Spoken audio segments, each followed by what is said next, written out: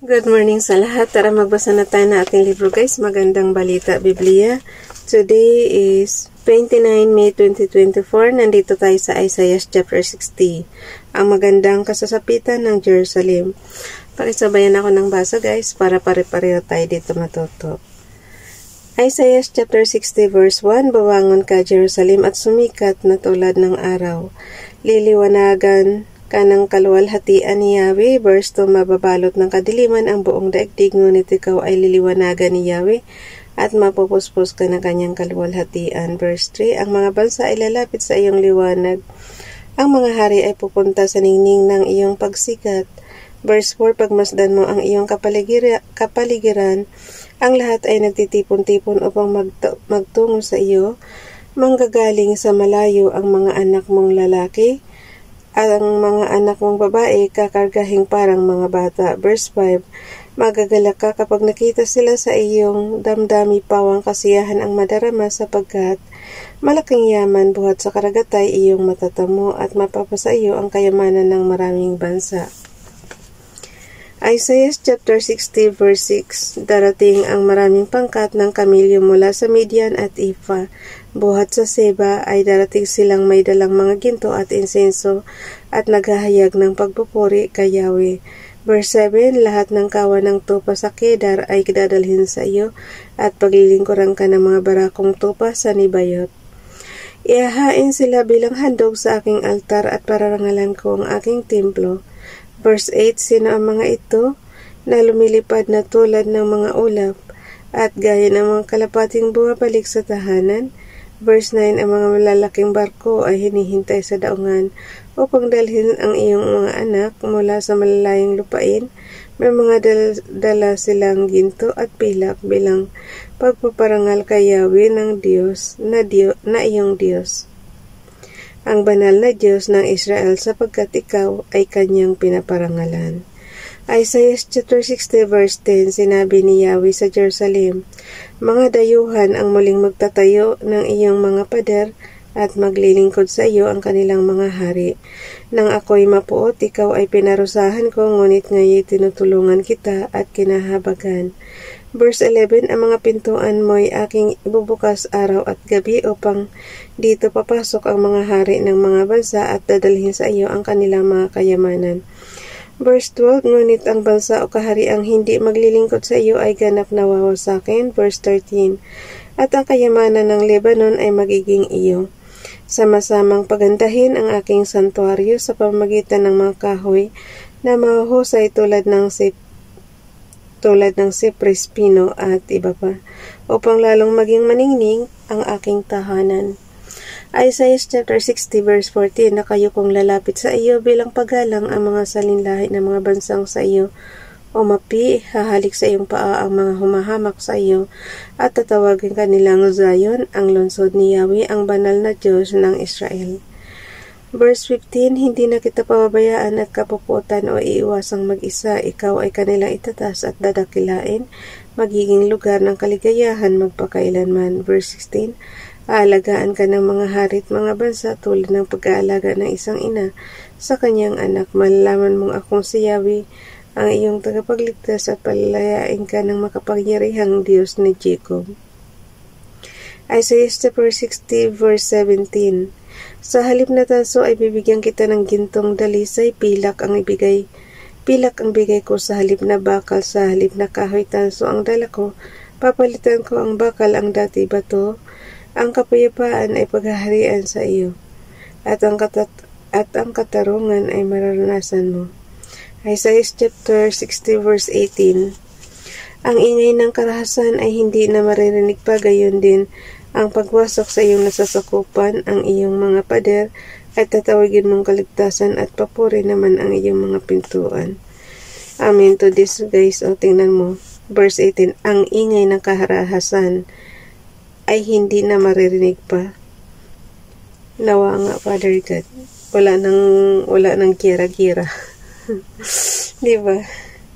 Okay, ulitin ko. Isaiah chapter 60 verse 18, Ang ingay ng karahasan ay hindi na maririnig pa, gayon din ang pagbasak sa iyong nasasakupan. Ang iyong mga pader ay tatawagin mong kaligtasan at papuri naman ang iyong mga pintuan. Verse 19, sa buong maghapon ay wala ng araw, nasisikat sa buong magdamag ay wala ng buwan na tatanglaw, sapagkat si Yahweh mismo ang magiging ilaw mo magpakailanman, at ang iyong Diyos ang liwanag mong walang katapusan. Kailan may hindi nalulubog ang iyong araw, at ang iyong buwan ay hindi na rin maglalaho at maglalaho. Si Yahweh ang iyong magiging walang hanggang ilaw, at ang mga araw ng iyong kapighatian ay mawawala. Isaiah chapter 60 verse 21, ang mamamayan mo'y magkakaroon ng matuwid na pamumuhay, kaya ang lupain ay aariin nila magpakailanman. Sila'y nilikha ko at itinanim upang ihayag nila ang aking kadakilaan. Isaiah chapter 60 verse 22. Ang pinakamaliit na lipi ninyo ay dadaming mainam, at ang munting bansa ay magiging makapangyarihan. Ako si Yahweh na kaagad tutupad sa aking mga pangako kapag dumating na ang takdang panahon. Isaiah chapter 61, magandang balita ng kaligtasan. Isaiah chapter 61 verse 1, ang Espiritu ng Panginoong Yahweh ay sumasa akin, sapagkat ako'y kanyang hinirang.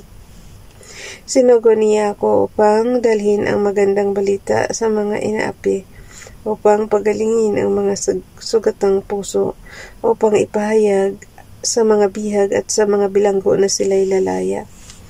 Isaiah chapter 61 verse 2, sinugo niya ako upang ipahayag na darating na ang panahon ng pagliligtas ni Yahweh at ang paghihiganti ng Diyos laban sa kanyang mga kaaway. Sinugo niya ako upang aliwin ang mga nagluluksa. Verse 3, upang pasayahin ang mga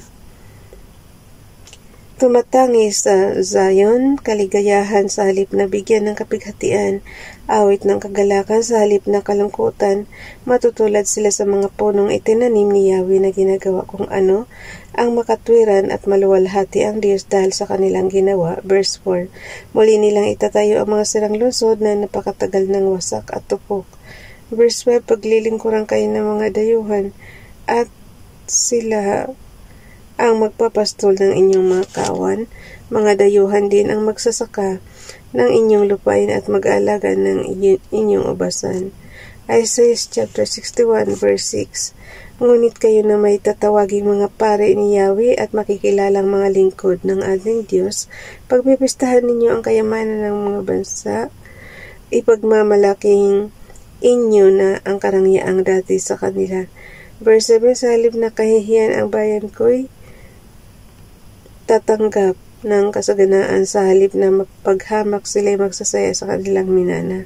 Magiging doble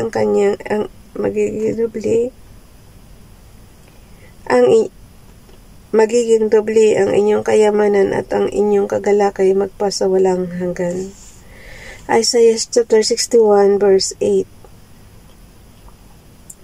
ang sabi ni Yahweh, ako'y namumuhi sa kasalanan at pang-aalipin ang nais ko'y katarungan, gagantipalaan. Nabubulol na ako. Pakisabay na ako ng basa, guys. Verse 8, ang sabi ni Yahweh, ako'y namumuhi sa kasalanan at pang-aalipin ang nais ko'y katarungan, gagantimpalaan ko ang mga taong tapat sa akin, walang hanggang tipan ang aking gagawin para sa kanila. Verse 9, ang lahi nila ay makikilala sa lahat ng bansa, ang mga anak nila ay sisikat sa gitna ng madla. Sino mang makakita sa kanila ay makikilalang silang aking bayang pinagpala. Verse 10, buong puso akong nagagalak kay Yahweh dahil sa Diyos. Ako'y magpupuri sapagkat sinuotan niya ako ng damit ng kaligtasan at balabal ng katwiran, gaya ng lalaking ikakasal na ang palamuti sa ulo'y magagandang bulaklak, gaya ng babae ikakasal na nakasuot ng mga alahas. Isaiah chapter 61 verse 11, last verse na ito, guys. Kung paanong sa lupa'y sumisibol ang kahalaman at sa hardin ay lumilitaw ang binhing itinanim, ipapakita ng Panginoong Yahweh ang kanyang katwiran at papuri sa harap ng lahat ng bansa. Sila lang talaga ang laging pinagpala, guys, no?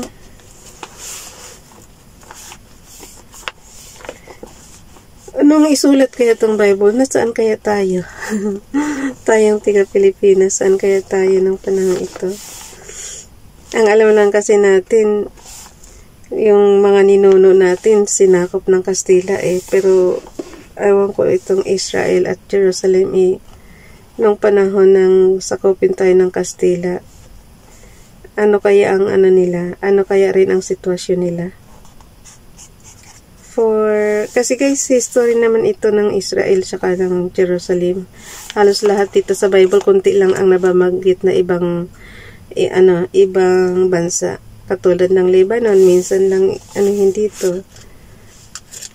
Sa Kalaka lang, 'di ba? Inaano nila yung mga mga cypress na dinideliver nila sa Israel.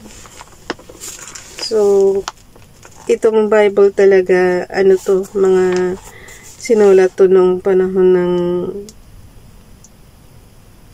sila lang talaga ang kumikilala kay Yahweh.